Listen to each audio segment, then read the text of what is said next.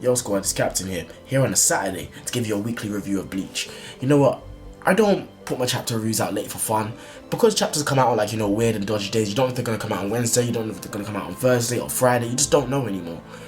Because of that, it throws me off, and my timetable is very restricted, being at uni and stuff, and basically having a life at the same time. So my time's very restricted, so I can only do reviews whenever I can. So I hope that the fact that I'm doing a review, even though it's a Saturday, shows that my commitment and dedication to this channel and you guys and my subscribers. So without further ado, let's get into the chapter review. Alright guys, I decided to skip the introduction today because I just wanted to get straight into the review. This is Bleach chapter 600, so for the starters, well done to Kubo, you hit that milestone, 600 chapters, like well done to him. I'm semi disappointed with this chapter, and I'm also pleased with it at the same time. The way this chapter started out, it started out very strong, in the sense that, we saw the hole in Senjumaru's head, which is a continuation of the last chapter, where she's lying down there in a pool of blood. What that did is that basically amplified the threat of the Quincy.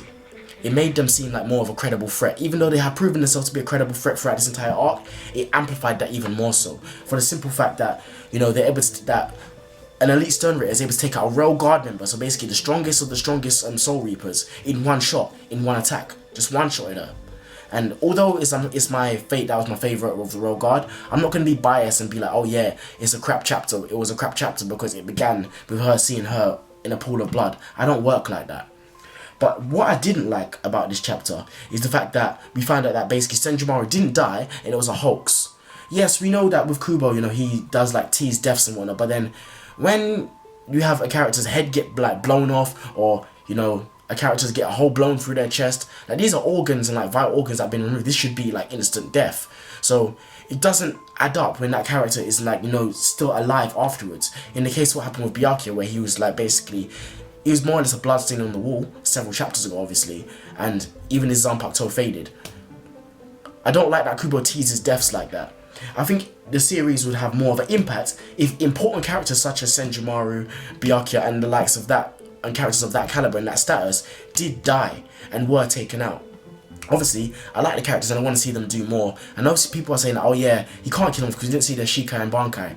I don't believe that Kubo has to show us everybody's Shikai and Bankai. Obviously that seems to be like that seems to be the case of what he's been doing with most of his characters, but I don't believe we have to. And I don't believe that he's entitled to tell us what the Shikais and Bankais of every particular captain or person who has a Shikai and Bankai is. I don't feel like he has to. And I feel that it's better for the imagination if we don't know, in that sense. But that's just my personal opinion. I'm kind of digressing away from the positives and negatives of the chapter. So I've already stated one of the positives, I've already stated one of the negatives. So overall, this chapter was a very solid chapter, because we see that, the Royal Guard, obviously they're very tactical, they're very smart. They basically pull the eyes and fake Karakura Town moment, but in the case of the Royal Guard, we see that, we find out that basically the x-axis is shots, work on Reiatsu, Reishi, which we kind of could already gathered that already, but obviously with these Quincy's and their weird powers, we don't exactly know. But to find out that it's Reishi based, basically Starlight X's powers are going to essentially be useless when trying to break out of this cage.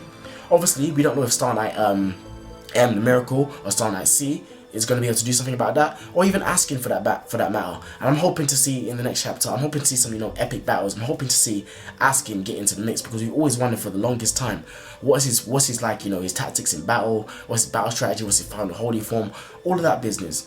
And also, while I'm on the topic of final holy forms, the fake Senjumaru was obviously taken out by an elite Stone Ritter without his final holy form. That also added to the impact if Senjumaru did die, the fact that he took her out and he wasn't even in final holy form. But the fact that it was a hoax even kind of confuses me in itself, because wait, how do you manage to get a fake version of yourself? What did you weave a version of yourself or something? But even that instance, that doesn't add up, because there was blood on the floor. Then all of a sudden we see that the environment changes and then she's there walking, what?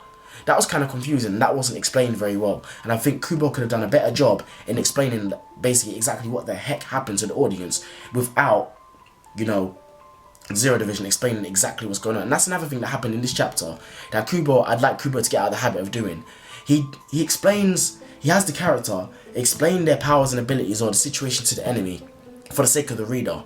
He does that so that we can understand what's going on, which is all well and good. I respect that he does that, but I think that he should find a better way of doing it. Like, for example, in Hunter x Hunter, the narrator will tell us, what's going on.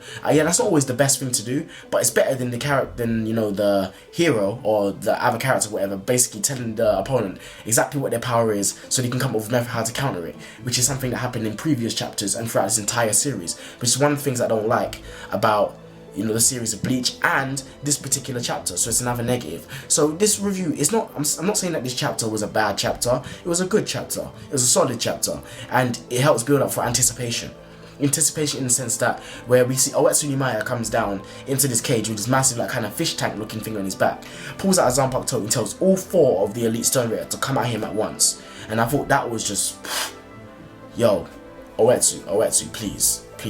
He came down like a boss, and I like that a lot, because when you think about Oetsu Nimaya, he is arguably the most powerful out of the Royal Guard, for the simple fact that he's the one who created the Zanpakuto. He created the Yasuichi, so he knows all the Zanpakuto and all their abilities. So arguably, he should, in essence, be the most formidable Soul Reaper. So for the fact of him saying that I want all of you to come at me at once, it fits perfectly, and I like that a lot. So anyways guys, it seems like a very short chapter review because there's not really much more to talk about other than the things that I've already mentioned. Other than the fact of this, Uryu and Hash Squad haven't done anything. The fact that Juha hasn't, lifted a finger doesn't surprise me, because his elite Stone Ritter are there, which I don't think the elite Stone Ritter are going to get fodderized. I believe that they're going to put up a decent fight, but I think they're ultimately going to lose, where there's going to be some casualties among the Zero Division side, or if not, at the very most, some injuries. Like some significant injuries, where the fact that Uryu, Haschels, and Juha will be able to finish them off. And then before they get finished off, I believe that Ichigo and the gang are going to arrive. Now, a little side trivia thing that this is chapter 600, but we still have no Grimjow. That's what I'm going to say about that. Anyways guys, I hope you guys have enjoyed this chapter review. I'm sorry for it being out late, but like I said, there was things I had to do and things I had to take care of. But nonetheless, I'm still giving you a review. Anyways guys, it's your boy Shin Megami X, aka your Captain X. I'm lead for Squad X, president of Squad 00. I'm signing out, and as always my people, take care and peace. And remember, as I always say, keep it 99 plus 1. You do the math. Easy.